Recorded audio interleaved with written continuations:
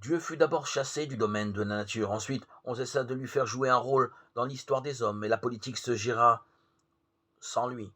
Il restait encore deux domaines dans lesquels il avait le droit d'exercer une certaine influence, les sentiments et la morale. Parce que nous vivons dans une époque où l'on redécouvre les sentiments, la religion est prônée comme étant essentiellement une affaire de sentiments. La plupart des gens s'accordent à dire que l'homme n'est pas composé que de sa raison. Les religions que les gens adoptent leur sont-elles réellement une aide pour leur vie émotionnelle sous-développée? Cela dépend surtout des personnes.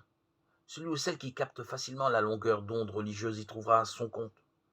D'autres en sont incapables.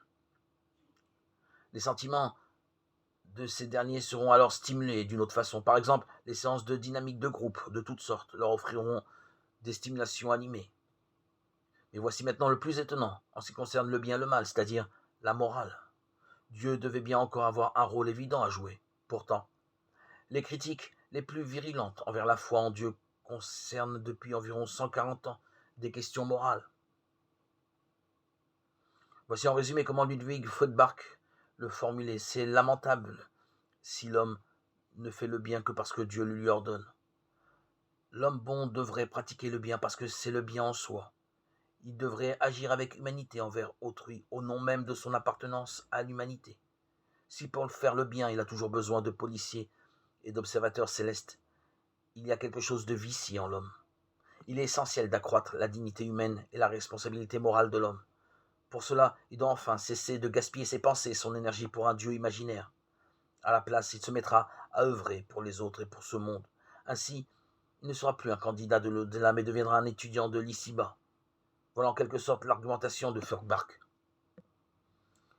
Si Dieu n'est qu'un bouche-trou moral, il est bien inutile. L'homme peut et doit faire le bien de sa propre initiative et avec sa seule énergie. Dans ce domaine, Dieu ne lui est d'aucune aide. Il serait même plutôt un obstacle. Ceux qui croient qu'il est en mesure de pratiquer le bien, qu'il le fasse. Je ne tenterai pas de le persuader de prendre Dieu comme moteur auxiliaire. Dieu n'est en aucun cas un bouche-trou, pas même dans le domaine de la morale.